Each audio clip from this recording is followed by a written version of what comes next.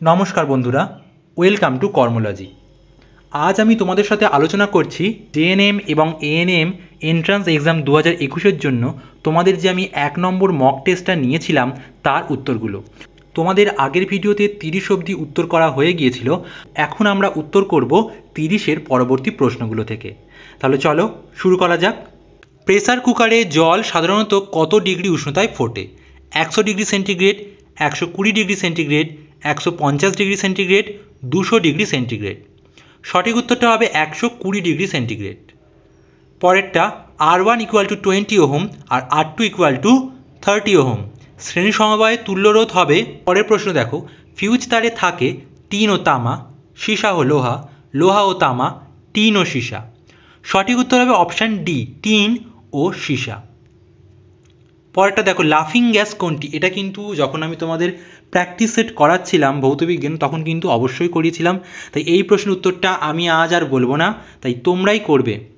12 ohm, 50 ohm, 600 ohm, কোনোটিই নয়। সঠিক উত্তর হবে 50 ওহম, কারণ শ্রেণী সমবায়ে কিন্তু সিম্পল যোগ হয়। প্রবাহ মাত্রা বেশি হবে সরু তারে, মোটা তারে, দুটোতেই কোনোটিই নয়। সঠিক উত্তর হবে প্রবাহমাত্রা বেশি হবে সরু তারে। তোমরা অনেকেই কনফিউজড ছিলে, অনেকেই বলছিলে মোটা তারে হবে, না, প্রবাহমাত্রা বেশি হবে সরু তারে। তোমরা প্রত্যেকেই এই প্রশ্ন উত্তর সঠিক করেছো এবং তোমরা কিন্তু অবশ্যই এই প্রশ্ন উত্তরটা কমেন্টে জানাবে। পরেরটা দেখো, সোনার প্রলেপ দিতে কোন তড়িৎ বিশ্লেষ্য পদার্থ ব্যবহার করা হয়? এখানে তোমায় 4টে অপশান দেওয়া ছিল: potassium argento cyanide, potassium cyanide, stannous chloride, chromic chloride. দেখো এখানে প্রশ্নটা আমার তৈরি করতে গিয়ে একটু মিস্টেক হয়ে গেছে, তাই জন্য সত্যিই আমি দুঃখিত। এখানে পটাশিয়াম সায়ানাইড শুধু হবে না, পটাশিয়াম অরোসায়ানাইড হবে।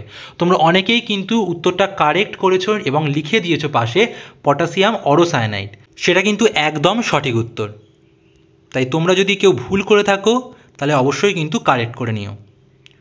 পরেরটা দেখো, বস্তুর ভর ও আপেক্ষিক তাপের গুণফলকে বলে পারমাণবিক তাপ, তাপগ্রাহিতা, আপেক্ষিক তাপ, লীন তাপ। সঠিক উত্তর হবে অপশান বি, তাপগ্রাহিতা। পরেরটা দেখো, মার্স গ্যাস নামে পরিচিত মিথেন, ইথেন, ইথিলিন, ইথাইন। সঠিক উত্তর হবে মার্স গ্যাস নামে পরিচিত মিথেন।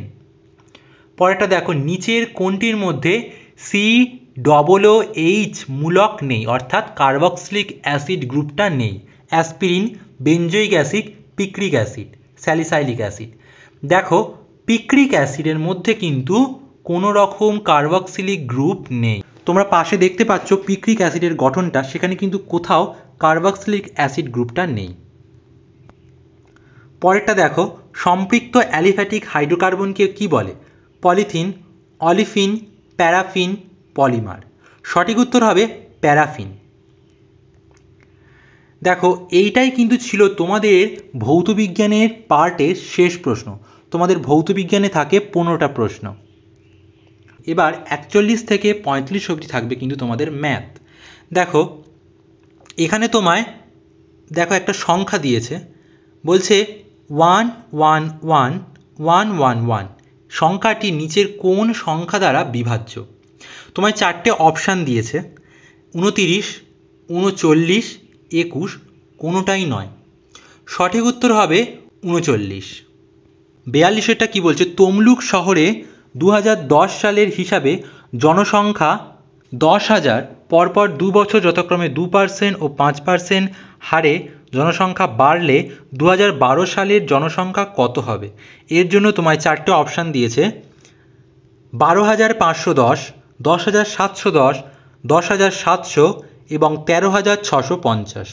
সঠিক উত্তরটা হবে 10,700, অপশান সি। তোমরা পাশে অঙ্কটা দেখতে পাচ্ছ।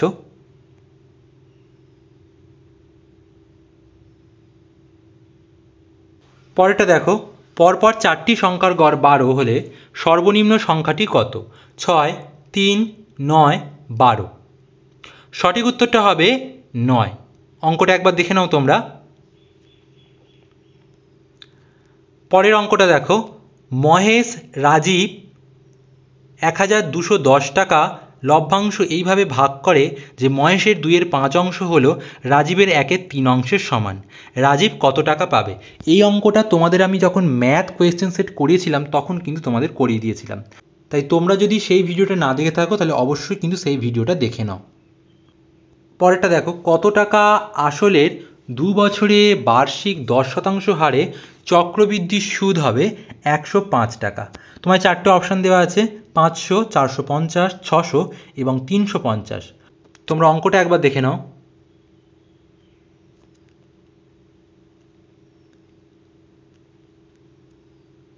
দেখো এবার শুরু হচ্ছে কিন্তু তোমাদের ইংলিশ পার্টটা। ইংলিশ থেকে কিন্তু তোমাদের 10 নম্বরের 10টা কোয়েশ্চেন থাকবে তোমাদের ইংলিশ থেকে। এখানে কি বলছে, he was advice to abstain dash all alcoholic drinks. কি বলছে? In, at, form, by. সঠিক উত্তরটা হবে option C, form all alcoholic drinks. পরেরটা দেখো, he has to dash many difficulties, pass by, pass through, make up, make out. সঠিক উত্তরটা হবে পাস থ্রু। পরেরটা দেখো, সুপারসিলিয়াস এর জন্য তোমায় 4টে অপশান দিয়েছে, ইনডিফারেন্ট, অ্যানয়েড, নটি, অ্যাংরি। সঠিক উত্তরটা হবে কিন্তু অপশান ডি, অ্যাংরি। তোমরা অনেকে করেছো অ্যানয়েড, অনেকে করেছো ইনডিফারেন্ট, কিন্তু সঠিক উত্তরটা হবে অ্যাংরি। তোমরা কিন্তু অবশ্যই উত্তরটা কারেক্ট করে নিও। পরেরটা দেখো, choose the correct antonyms. Antonyms মানে কি? বিপরীতার্থক শব্দ। দেখো তোমায় বলা হয়েছিল অ্যালিনেট, এর জন্য কি দেওয়া হয়েছিল? Gather, identity, assemble, unite. সঠিক উত্তর হবে অপশান সি, অ্যাসেম্বল। পরেরটা দেখো, one word substitution, a person who brings good illegally into country. তাদেরকে কি বলা হয়? Exporter, importer, smuggler, impostor. সঠিক উত্তর হবে স্মাগলার। পরেরটা দেখো, a person who kill somebody specially for political reasons. কি দিয়েছে অপশান? ক্রিমিনাল, মার্ডার, অ্যাসাসিন, হ্যাংম্যান। দেখো তোমরা কিন্তু অনেকে মার্ডারার করে দিয়েছো, কিন্তু মার্ডারার হবে না। দেখো শুধুমাত্র রাজনৈতিক কারণের জন্য হত্যা যদি হয় সেটাকে বলা হয় কিন্তু অ্যাসাসিন। পরেরটা দেখো, mounting employment is the most serious and dash problem faced by India today. এর জন্য 4টে তুমি অপশান দিয়েছে, ডুবিয়াস, প্রোফাউন্ড, আনপপুলার, ইন্ট্রাক্টেবল। সঠিক উত্তর হবে অপশান ডি, ইন্ট্রাক্টেবল। তারপরটা দেখো, spotting error, the job is much worse than I expected, if I would have realized how awful it was going to be, I would not have accepted it. এর জন্য সঠিক উত্তরটা হবে option B, if I would have realized. এটা কিন্তু would have হবে না, এটা হবে had, if I had realized. পরেরটা দেখো, reconstruction the sentence, when he did not know he was nervous and hated the hue and cue at midnight, what to do. এর জন্য তোমায় PQRS করে সমস্ত অপশানগুলো চিহ্নিত করা আছে। এর সঠিক উত্তরটা হবে অপশান সি, RQPS। দেখো পরেরটা, ইডিয়ম অ্যান্ড ফ্রেজেস। এটাই কিন্তু তোমাদের ইংলিশ পার্টের শেষ প্রশ্ন। He is temporary in charge of the company and is trying to feather his nest. কি অপশান তোমায় দিয়েছে? Rise the image of the company, green order and discipline in the company, act for his own future benefits, practice his own brand of management philosophy. অর্থাৎ সে সাময়িকভাবে দায়িত্ব পেয়েছে অথচ সে তার নিজের বাসা গোছাতে আরম্ভ করে নিয়েছে। এটার জন্য হবে option C, act for his own future benefits. পরেরটা দেখো, কোন গভর্নর জেনারেল সতীদাহ প্রথা নিষিদ্ধ করে? Lord Clive, lord William Bentinck, lord Dalhousie, lord Curzon. সঠিক উত্তর হবে লর্ড উইলিয়াম বেন্টিং। পরেরটা দেখো, মাউন্ট এভারেস্ট কোন দেশে অবস্থিত? ভারত, চীন, ভুটান, নেপাল। সঠিক উত্তর হবে কিন্তু নেপাল, মাউন্ট এভারেস্ট নেপালে অবস্থিত। পরেরটা দেখো, বর্তমানে ভারতের হাইকোর্টের সংখ্যা 22টি, 20টি, 21টি, 24টি। সঠিক উত্তর হবে বর্তমানে ভারতের হাইকোর্টের সংখ্যা 24টি। পরেরটা দেখো, যার সময়ে রাওলাট আইন পাশ হয়েছিল, Lord Minto, Lord Chelmsford, Lord Dufferin, Lord Wellington. সঠিক উত্তর হবে লর্ড চেমসফোর্ড। পরেরটা দেখো, রবীন্দ্রনাথ ঠাকুর কত সালে নোবেল পুরস্কার পান? 1913, 1915, 1919, 1921। রবীন্দ্রনাথ ঠাকুর 1913 সালে নোবেল পুরস্কার পান। এবং তোমরা আমাকে বলবে 1919 সালে এমন কী ঘটনা ঘটেছিল যার সঙ্গে কিন্তু রবীন্দ্রনাথ ঠাকুরের যোগ আছে। এবার দেখো, এবার 61, 62, 63, 64 এবং 65 এই 5টা কিন্তু তোমার রিজনিংয়ের প্রশ্ন। এর প্রশ্নগুলো দেখো তোমায় কী কী বলেছে, ডেসিমিটার, মিটার, কিলোমিটার, সেন্টিমিটার। দেখো এখানে 61 নাম্বারের প্রশ্নতে একটা মিস্টেক ছিল, সেই মিস্টেকটা হলো তোমাদের 5 নম্বরেরটা টাইপিংয়ে ওঠেইনি, তাই 5 নম্বরেরটা হবে মিলিমিটার।